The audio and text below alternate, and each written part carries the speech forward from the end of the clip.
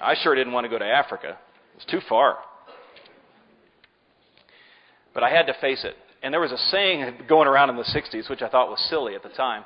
But in retrospect, I find it to be really true. You guys may have heard it. They made signs out of this and posters and stuff. Not to decide is to decide. You remember seeing that? And that's true.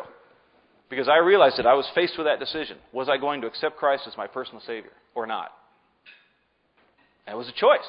And if I decided to put off that choice, that was a decision.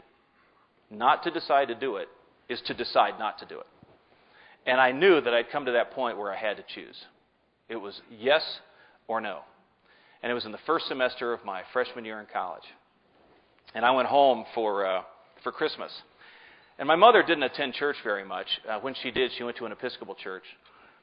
And she said to me on Christmas Eve, when I went home for my freshman year, she said, "Hey, do you want to go to the midnight service, Christmas Eve service at the Episcopal church?" And I said, "Yeah, sure." Because she rarely went. So I said, "Yeah, I'll go with you." So we went to that service that night. And I don't know how many of you have been to Episcopal services, but it's not real common for there to be a long time of silent prayer in Episcopal services, at least not in my experience.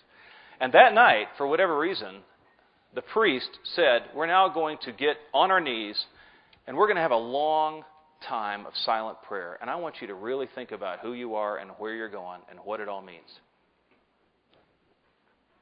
And so we kneeled down on those little kneelers, and I just knew this was it. This was the time I was going to have to choose. And so I did. So I prayed for God to forgive me for my sins, and I accepted Christ into my heart at that time. And I felt really dumb. Because I felt like I'd surrendered something.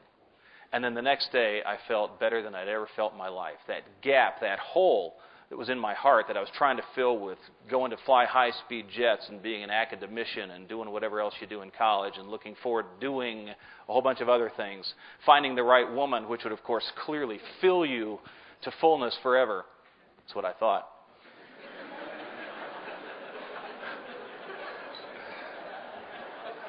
I realized that the shape of that gap is not a woman, it's not a job, it's not a career, it's not money. The shape of that gap is the absence of God in my heart. And that's what I felt on that day. And it changed my life. It changed my language, it changed my behavior, it changed who I was and what I wanted to do. I actually prayed to God that if He really, really wanted me to, I'd go to Africa. I wasn't enthusiastic about it, but I'd be willing. And so the rest of my life, of course, has been a life of walking with God in what I do. And I am very, very far from perfect. And as it says in the Scriptures, he who says he does not sin is a liar. So do not perceive what I'm telling you now as someone standing up here saying, "I don't sin. I'm perfect. I've got it all wired. I've got it all figured out." Not the case at all. It's a process. It's a process of sanctification. But it's a great process. And flying F-14s off aircraft carriers, risking my life 2 or 3 times a day, going into the law, you get your skin ripped off in a lot of different ways for being who you are. But walking with Christ through that made it all different. But let me return now to that beach, to Del Mar, where that second most significant prayer of my life occurred. And that was where I was at that fork in the road. And I said, "God, what do you want me to do? I don't understand what's happening here. I'm not 98. I can keep reminding you that. I'm not 98 yet.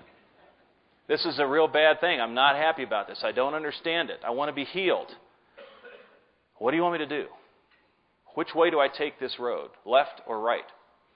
And it was one of those strange moments in my life. I was sitting there. Sometimes the water erodes sand, and so you get kind of a drop off of the sand right near the beach, and you can actually sit on it. It's almost like a chair. It was like that. And I looked down, and right next to me were all these birds, these little shorebirds, sanderlings. And there were about 30 of them in a little group standing there right by the water's edge. And I watched them for just a minute, and they were sticking their little beaks into the sand and pulling out these little fleas and crabs and things. And they just kept doing it and doing it and doing it. They just didn't stop. They just kept going. The whole time I was there, hours, they were standing right there, 30 feet away from me, just picking these little fleas out of the sand. And it just struck me that if I had a new immune system inside my body, that new immune system would go get these little multiple myeloma cells, just like these birds are getting these fleas in the sand. And that was it. I said, I've decided. And I stood up and I went home and I called my sister and I said, come on out here. I got to do a transplant and you're the donor.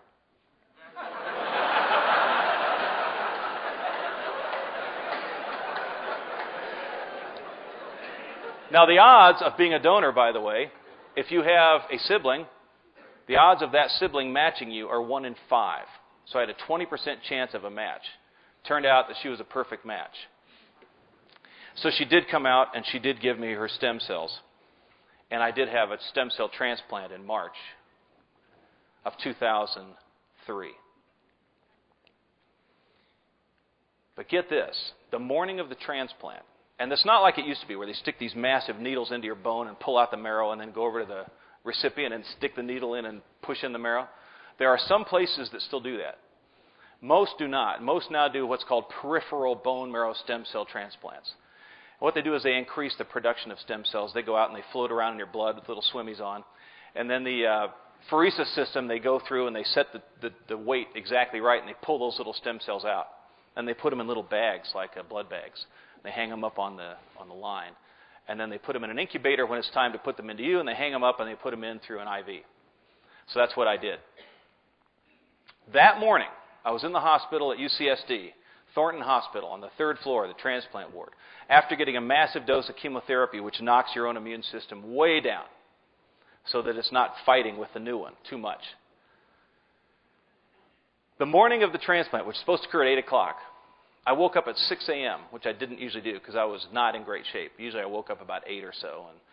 But this morning I was awakened at 6 o'clock by some noise. And I went, what is that noise? And I looked around, and the room is completely dark. Nothing's happening. What is that noise?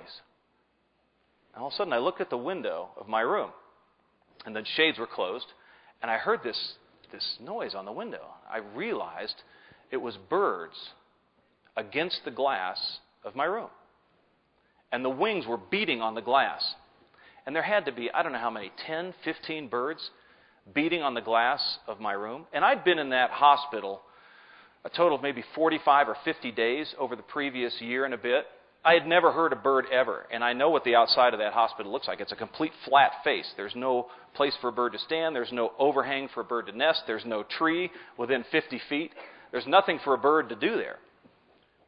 And yet there they were with their wings beating on my window.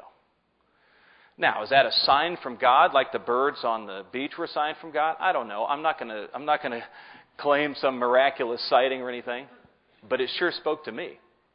It sure told me that this was the right thing to do, and this was the day to do it. And so I went through that transplant that morning at 8 o'clock.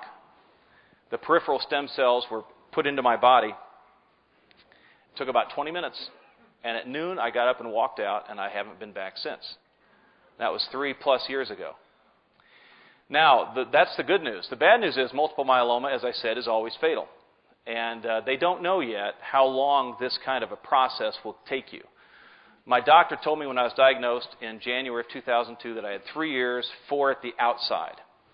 And when I went to see my doctor 6 weeks ago, I said, there were others that went through this process before me who have had this transplant. I've known them. I visited them in their rooms. I know who they are. I know their names.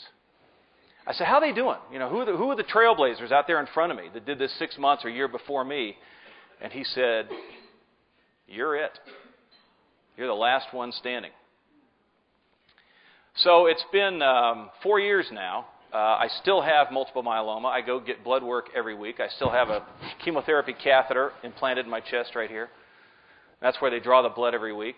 And they test to see the multiple myeloma, which puts out a protein that you can measure. And you can see what it is. And it's measurable every week. I have never been in remission.